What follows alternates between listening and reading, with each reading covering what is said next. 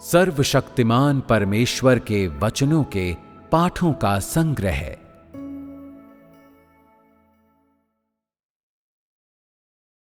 परमेश्वर की इच्छा की समरसता में सेवा कैसे करें। आज हम प्राथमिक रूप से संवाद करेंगे कि लोगों को परमेश्वर पर अपने विश्वास में परमेश्वर की सेवा कैसे करनी चाहिए, किन शर्तों को पूरा किया जाना चाहिए और उन लोगों के द्वारा क्या समझा जाना चाहिए जो परमेश्वर की सेवा करते हैं, और तुम लोगों की सेवा में कौन कौन से विचलन हैं। तुम लोगों को ये सब कुछ समझना चाहिए। ये मुद्दे इस बात की चर्चा करते हैं कि तुम लोग परमेश्वर पर किस प्रकार विश्वास करते हो।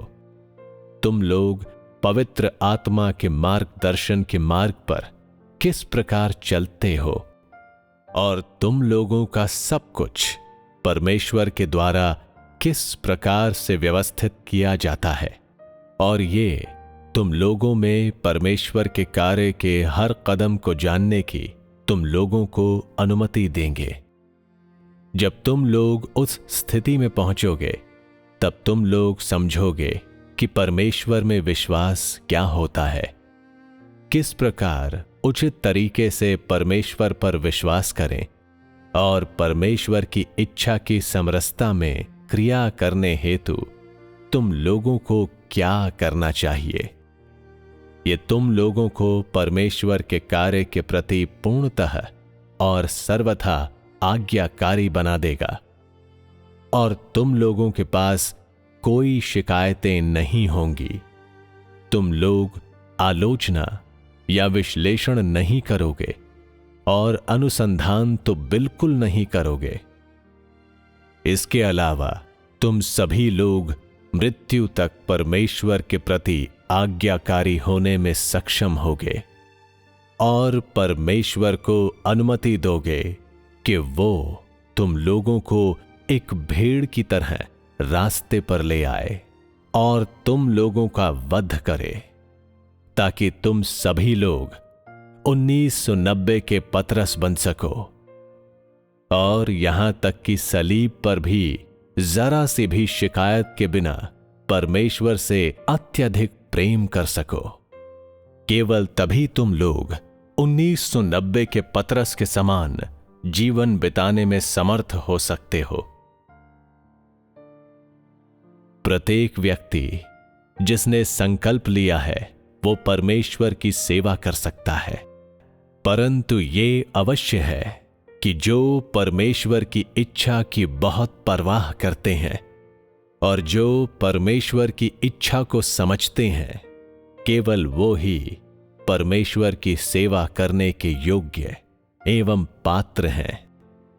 तुम लोगों के अनुभवों में ये देखा जा सकता है कि बहुत से लोगों का मानना है कि परमेश्वर की सेवा करने का अर्थ है परमेश्वर के लिए उत्साहपूर्वक सुसमाचार का प्रचार करना, परमेश्वर के लिए सड़क पर जाना, परमेश्वर के लिए व्यय करना एवं बलिदान करना इत्यादि।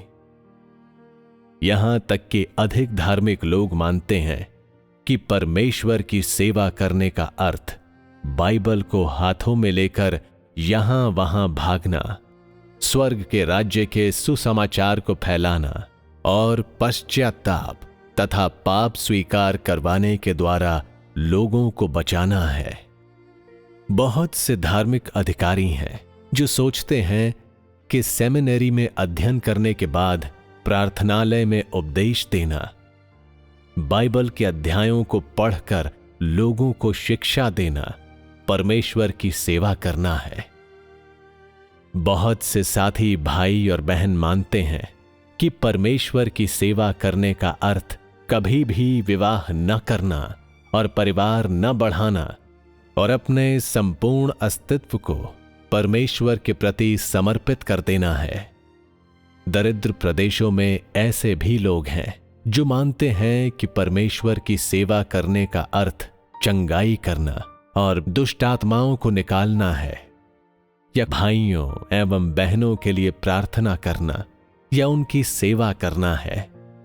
तुम लोगों के बीच बहुत से ऐसे लोग हैं जो मानते हैं कि परमेश्वर की सेवा करने का अर्थ परमेश्वर के वचनों को खाना और पीना और प्रतिदिन परमेश्वर से प्रार्थना करना और हर जगह कलीसियाओं में जाना है।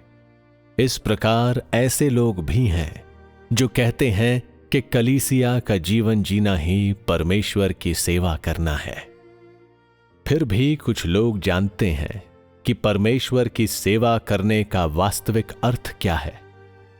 यद्यपि परमेश्वर की सेवा करने वाले इतने लोग हैं जितने आकाश में तारे हैं, किंतु ऐसे लोगों की संख्या नगण्य है, महत्वहीन रूप से छोटी है, जो प्रत्यक्षतः परमेश्वर की सेवा कर सकते हैं और जो परमेश्वर की इच्छा की सेवा करने में समर्थ है। मैं ऐसा क्यों कहता हूं? मैं ऐसा इसलिए कहता हूं क्योंकि तुम लोग परमेश्वर की सेवा वाक्यांश के मुख्य सार को नहीं समझते हो और परमेश्वर की इच्छा की सेवा कैसे की जाए इस बारे में तुम लोग बहुत कम समझते हो। आज हम मुख्य रूप से संगति कर रहे हैं कि परमेश्वर की इच्छा के अनुरूप किस प्रकार सेवा करें। परमेश्वर की इच्छा को संतुष्ट करने के लिए किस प्रकार सेवा करें। यदि तुम लोग परमेश्वर की इच्छा की सेवा करना चाहते हो तो तुम लोगों को पहले यह अवश्य समझना चाहिए कि किस प्रकार के लोगों को परमेश्वर प्यार करता है, किस प्रकार के लोगों से परमेश्वर घृणा करता है, किस प्रकार के लोग परमेश्वर के द्वारा पूर्ण बनाए जाते हैं और किस प्रकार के लोग परमेश्वर की सेवा करने के लिए योग्य होते हैं। ये सबसे छोटी चीज है जिससे तुम लोगों को सज्जित होना चाहिए। इसके अतिरिक्त तुम लोगों को परमेश्वर के कार्य के लक्ष्यों को और उस कार्य को जानना चाहिए जिसे परमेश्वर अभी यहीं करेगा। इसे समझने के पश्चात और परमेश्वर के वचनों के मार्गदर्शन के माध्यम से तुम लोग सबसे पहले प्रवेश करोगे और सबसे पहले परमेश्वर के महान आदेश को प्राप्त करोगे। जब तुम लोग परमेश्वर के वचनों के आधार पर वास्तव में अनुभव कर लोगे और जब तुम लोग वास्तव में परमेश्वर के कार्यों को जान लोगे तो तुम लोग परमेश्वर की सेवा करने के लिए योग्य हो जाओगे। और जब तुम लोग उसकी सेवा करते हो तो तब होता है कि परमेश्वर तुम लोगों की आध्यात्मिक आंखों को प्रबुद्ध करता है और तुम लोगों को परमेश्वर के कार्य की अधिक समझ प्राप्त करने एवं उसे अधिक स्पष्टता से देखने की अनुमति देता है।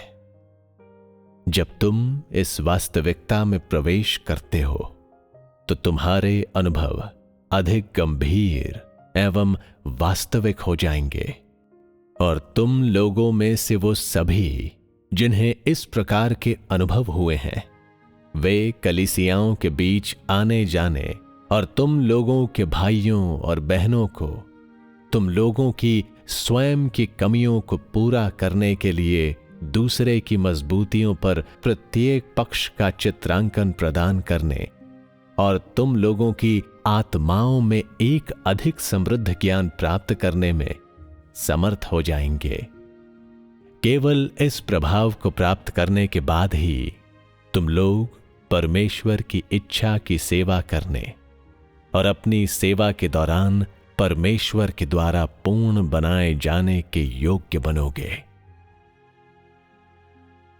जो परमेश्वर की सेवा करते हैं वो परमेश्वर के अंतरंग होने चाहिए, वे परमेश्वर के प्यारे होने चाहिए और उन्हें परमेश्वर के प्रति अत्यंत वफादारी के लिए सक्षम होना चाहिए। इस बात की परवाह किए बिना कि तुम लोगों के पीठ पीछे कार्यकलाप करते हो या उनके सामने तुम परमेश्वर के सामने परमेश्वर के आनंद को प्राप्त करने में समर्थ हो। तुम परमेश्वर के सामने अडिग रहने में समर्थ हो और इस बात की परवाह किए बिना कि अन्य लोग तुम्हारे साथ कैसा व्यवहार करते हैं, तुम हमेशा अपने स्वयं के मार्ग पर चलते हो और परमेश्वर की जिम्मेदारी का पूरा ध्यान रखते हो। केवल यह ही परमेश्वर का एक अंतरंग है। यह है कि परमेश्वर के अंतरंग ही सीधे तौर पर उसकी सेवा करने में समर्थ हैं, क्योंकि उन्हें परमेश्वर का महान आदेश और परमेश्वर की जिम्मेदारी दी गई है। वे परमेश्वर के हृदय को अपने स्वयं के हृदय के रूप में मानने और परमेश्वर की जिम्मेदारी को अपनी मानने में समर्थ हैं, और वे इस बात पर कोई विचार नहीं करते कि उन्हें संभावना प्राप्त होगी या खो जाएगी। यहां तक कि जब उनके पास संभावित नहीं होती है और वे कुछ भी प्राप्त नहीं करेंगे, तब भी वे एक प्रेममय हृदय के साथ हमेशा परमेश्वर में विश्वास करेंगे। और इसलिए इस प्रकार का व्यक्ति परमेश्वर का अंतरंग है। परमेश्वर के अंतरंग उसके विश्वास पात्र भी हैं। केवल परमेश्वर के विश्वास पात्र ही उसकी बेचैनी और उसकी चाहतों को साझा कर सकते हैं। और यद्यपि उनकी देह दुखदाई और कमजोर है, फिर भी वे परमेश्वर को संतुष्ट करने के लिए दर्द को सहन कर सकते हैं एवं उसे छोड़ सकते हैं जिससे वे प्रेम करते हैं। परमेश्वर ऐसे लोगों को और भी अधिक जिम्मेदारी देता है, और वो जो परमेश्वर करेगा वो इन लोगों के माध्यम से प्रकट होता है। इस प्रकार ये लोग परमेश्वर के प्यारे हैं। वे परमेश्वर के सेवक हैं जो उसके हृदय के अनुरूप है, और केवल ऐसे ही लोग परमेश्वर के साथ साथ शासन कर सकते हैं। जब तुम वास्तव में परमेश्वर के अंतरंग बन जाते हो, तो तभी निश्चित रूप से तुम परमेश्वर के साथ साथ शासन करोगे। यीशु परमेश्वर के आदेश समस्त मानव जाति के छुटकारे के कर्म को पूरा करने में समर्थ था, क्योंकि उसने अपनी व्यक्तिगत योजनाओं एवं विचारों के बिना परमेश्वर की इच्छा की पूरी परवाह की। इसलिए भी वो परमेश्वर स्वयं का अंतरंग था, कुछ ऐसे जिसे तुम सभी लोग अच्छी तरह से समझते हो। वास्तव में वह परमेश्वर स्वयं था, जिसकी गवाही परमेश्वर के द्वारा दी गई थी। इस विषय की व्याख्या करने हेतु यीशु के तथ्य का उपयोग करने के लिए मैंने इसका यहां उल्लेख किया है।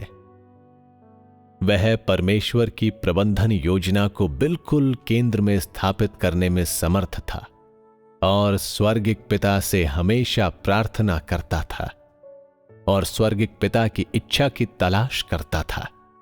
उसने प्रार्थना की और कहा, परम पिता परमेश्वर, जो तेरी इच्छा हो उसे पूरी कर और मेरी इच्छाओं के अनुसार कार्य मत कर। तू जैसा चाहे वैसे अपनी योजना के अनुसार काम कर। मनुष्य कमजोर हो सकता है, किंतु तुझे उसकी चिंता क्यों करनी चाहिए? मनुष्य तेरी चिंता का विषय कैसे हो सकता है? मनुष्य जो कि तेरे हाथों में एक चींटी के समान है। मैं अपने हृदय में केवल तेरी इच्छा को पूरा करना चाहता हूं और चाहता हूं कि तू वो कर सके जो तू अपनी इच्छाओं के अनुसार मुझ में करना चाहता है। यरूशलेम जाने के मार्ग पर यीशु ने संताप में महसूस किया, मानो कि कोई एक नश्तर उसके हृदय में भोंक दिया गया हो फिर भी उसमें अपने वचनों से पीछे हटने की थोड़ी सी भी इच्छा नहीं थी।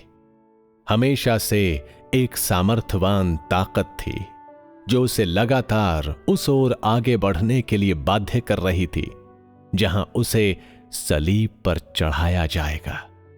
अंततः उसे सलीब पर चढ़ा दिया गया और वह मानव जाति के छुटकारे के कार्य को पूरा करते हुए तथा मृत्यु एवं अधोलोक के बंधनों से ऊपर उठते हुए पापमय देह से सदृश बन गया।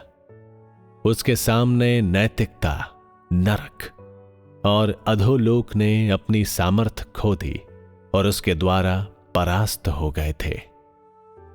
वो 33 वर्षों तक जीवित रहा। पूरे समयकाल में उसने उस वक्त परमेश्वर के कार्य के अनुसार परमेश्वर की इच्छा पूरी करने के लिए अपने व्यक्तिगत लाभ या नुकसान के बारे में कभी विचार नहीं करते हुए और हमेशा परम पिता परमेश्वर की इच्छा के बारे में सोचते हुए हमेशा अपना अधिकतम प्रयास किया। इस प्रकार उसका बपतिस्मा हो जाने के बाद परमेश्वर ने कहा, यह मेरा प्रिय पुत्र है जिससे मैं अत्यंत प्रसन्न हूं। परमेश्वर के सामने उसकी सेवा के कारण जो परमेश्वर की इच्छा की समरसता में थी, परमेश्वर ने उसके कंधों पर समस्त मानव जाति के छुटकारे की भारी जिम्मेदारी डाल दी और उसे पूरा करने के लिए उसे आगे बढ़ा दिया और वह इस महत्वपूर्ण कार्य को पूरा करने के लिए योग्य एवं पात्र था। अपने पूरे जीवन काल में उसने ईश्वर के लिए अपरिमित कष्ट सहा और उसे शैतान के द्वारा अनगिनत बार प्रलोभित किया गया, किंतु वह कभी भी निरुत्साहित नहीं हुआ। परमेश्वर ने उसे ऐसा कार्य इसलिए दिया था क्योंकि वह उस पर भरोसा करता था, उससे प्रेम करता था और इसलिए परमेश्वर ने व्यक्तिगत रूप से कहा, ये मेरा प्रिय पुत्र है जिससे मैं अत्यंत प्रसन्न हूं। उस समय केवल यीशु ही इस आदेश को पूरा कर सकता था और यह अनुग्रह के युग में परमेश्वर के द्वारा पूर्ण किए गए समस्त मानव जाति के छुटकारे के उसके कार्य का एक भाग था। यदि यीशु के समान तुम लोग परमेश्वर की जिम्मेदारी पर पूरा ध्यान देने में समर्थ हो और अपनी देह से मुंह मोड़ लो, तो परमेश्वर अपना महत्वपूर्ण कार्य तुम लोगों को सौंप देगा ताकि तुम लोग परमेश्वर की सेवा करने की शर्तों को पूरा करोगे। केवल ऐसी परिस्थितियों में ही तुम लोगों में ये कहने की हिम्मत होगी कि तुम लोग परमेश्वर की इच्छा को पूरा कर रहे हो एवं उसके आदेश को पूरा कर रहे हो। केवल तभी तुम लोग ये कहने की हिम्मत करोगे कि तुम लोग सचमुच में परमेश्वर की सेवा कर रहे हो। यीशु के उदाहरण की तुलना में क्या तुम में ये कहने की हिम्मत है कि तुम परमेश्वर के अंतरंग हो? क्या तुम में ये कहने की हिम्मत है कि तुम परमेश्वर की इच्छा को पूरा कर रहे हो? क्या तुम में ये कहने की हिम्मत है कि तुम सचमुच परमेश्वर की सेवा कर रहे हो? आज यदि तुम परमेश्वर के प्रति ऐसी सेवा को नहीं समझते हो, तो क्या तुम में ये कहने की हिम्मत है कि तुम परमेश्वर के अंतरंग हो? यदि तुम कहते हो कि तुम परमेश्वर की सेवा करते हो, तो क्या तुम उसके विरुद्ध ईर्ष्या निंदा नहीं करते हो? इसके बारे में विचार करो। क्या तुम परमेश्वर की सेवा कर रहे हो या स्वयं की सेवा कर रहे हो? तुम शैतान की सेवा करते हो, फिर भी तुम ढिठाई से कहते हो कि तुम परमेश्वर की सेवा कर रहे हो। इसमें क्या तुम परमेश्वर की ईर्ष्या निंदा नहीं कर रहे हो? मेरी पीठ पीछे बहुत से लोग हैसियत के आशीष का लोभ करते हैं। वे ठूस ठूस कर खाना खाते हैं, वे नींद से प्यार करते हैं तथा देह पर बहुत ध्यान देते हैं। हमेशा भयभीत रहते हैं कि देह से बाहर कोई मार्ग नहीं है। वे कलीसिया में अपना सामान्य प्रकार्य नहीं करते हैं और मुफ्त में खाते हैं, या अन्यथा मेरे वचनों से अपने भाइयों एवं बहनों की भर्त्सना करते हैं। वे ऊंचे स्थान में खड़े होते हैं तथा दूसरों के ऊपर आधिपत्य जताते हैं। ये लोग निरंतर कहते रहते हैं कि वे परमेश्वर की इच्छा को पूरा कर रहे हैं। वे हमेशा कहते हैं कि वे परमेश्वर के अंतरंग हैं। क्या ये बेतुका नहीं है? यदि तुम्हारे पास सही प्रेरणाएं हैं किंतु तुम परमेश्वर की इच्छा की सेवा करने में असमर्थ हो तो तुम मूर्ख हो। किंतु यदि तुम्हारी प्रेरणाएं सही नहीं हैं और तुम तब भी कहते हो कि तुम परमेश्वर की सेवा करते हो, तो तुम एक ऐसे व्यक्ति हो जो परमेश्वर का विरोध करता है और तुम्हें परमेश्वर के द्वारा दंडित किया जाना चाहिए। ऐसे लोगों के लिए मेरे पास कोई सहानुभूति नहीं है। परमेश्वर के घर में वे मुफ्त में भोजन करते हैं और हमेशा देह के आराम का लोभ करते हैं और परमेश्वर की रुचियों पर कोई विचार नहीं करते हैं। वो हमेशा उसकी खोज करते हैं जो उनके लिए अच्छा है। वे परमेश्वर की इच्छा पर कोई ध्यान नहीं देते हैं। वे जो कुछ भी करते हैं उस पर परमेश्वर की आत्मा के द्वारा कोई विचार नहीं किया जाता है। वे हमेशा अपने भाइयों एवं बहनों के विरुद्ध चालाकी और साजिश करते रहते हैं और दो मुहे होकर वे दाख की बाड़ी में लोमड़ी के समान हमेशा अंगूरों को चुराते हैं और दाख की बाड़ी को कुचलते हैं।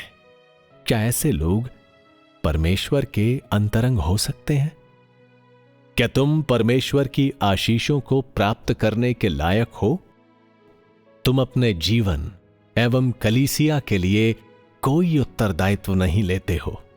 क्या तुम परमेश्वर के आदेश को लेने लायक हो? कौन तुम जैसे व्यक्ति पर भरोसा करने की हिम्मत करेगा? जब तुम इस प्रकार से सेवा करते हो तो क्या परमेश्वर तुम्हें बड़ा काम देने की हिम्मत कर सकता है? क्या तुम चीजों में विलंब नहीं कर रहे हो? मैं ऐसा कहता हूं ताकि तुम लोग जान लो कि परमेश्वर की इच्छा की समरसता में सेवा करने के लिए कौन सी शर्तों को पूरा अवश्य करना चाहिए। यदि तुम लोग अपना हृदय परमेश्वर को नहीं देते हो, यदि तुम लोग यीशु की तरह परमेश्वर की इच्छा की पूरी परवाह नहीं करते हो, तो तुम लोगों पर परमेश्वर के द्वारा भरोसा नहीं किया जा सकता है और अंततः परमेश्वर द्वारा तुम्हारा न्याय किया जाएगा। शायद आज परमेश्वर के प्रति तुम्हारी सेवा में तुम हमेशा से परमेश्वर को धोखा देने के इरादे को आश्रय देते हो, किंतु परमेश्वर तब भी तुम्हें ध्यान में रखेगा। संक्षेप में इन सभी बातों की परवाह किए बिना यदि तुम परमेश्वर को धोखा देते हो तो तुम्हारे ऊपर क्रूर न्याय पड़ेगा। तुम लोगों को परमेश्वर की सेवा के सही मार्ग पर अभी अभी प्रवेश करने का लाभ सबसे पहले परमेश्वर को अपने हृदय विभाजित वफादारी के बिना देने के लिए उठाना चाहिए। इस बात की परवाह किए बिना कि तुम परमेश्वर के सामने हो या लोगों के सामने हो, तुम्हारे हृदय को हमेशा परमेश्वर के सम्मुख होना चाहिए और तुम्हारा यीशु के समान परमेश्वर से प्रेम करने का संकल्प होना चाहिए। इस तरीके से परमेश्वर तुम्हें पूर्ण बनाएगा ताकि तुम परमेश्वर के ऐसे सेवक बन जाओ जो उसके हृदय के अनुकूल हो। यदि तुम परमेश्वर के द्वारा वास्तव में पूर्ण बनाए जाना और अपनी सेवा को उसकी इच्छा की समरसता में होना चाहते हो, तो परमेश्वर के प्रति विश्वास के बारे में तुम्हें अपने पूर्व दृष्टिकोण को बदलना चाहिए और जिस तरीके से तुम परमेश्वर की सेवा किया करते थे उसे बदलना चाहिए, ताकि परमेश्वर द्वारा तुम्हें अधिक से अधिक पूर्ण बनाया जाए। इस तरीके से परमेश्वर तुम्हें नहीं त्यागेगा और पतरस के समान तुम उन लोगों की पंक्ति में सबसे आगे होगे जो परमेश्वर से प्रेम करते हैं। यदि तुम पश्चाताप नहीं करते हो तो तुम्हारा अंत यहूदा के समान होगा। इसे उन सभी लोगों को समझ लेना चाहिए जो परमेश्वर में विश्वास करते हैं।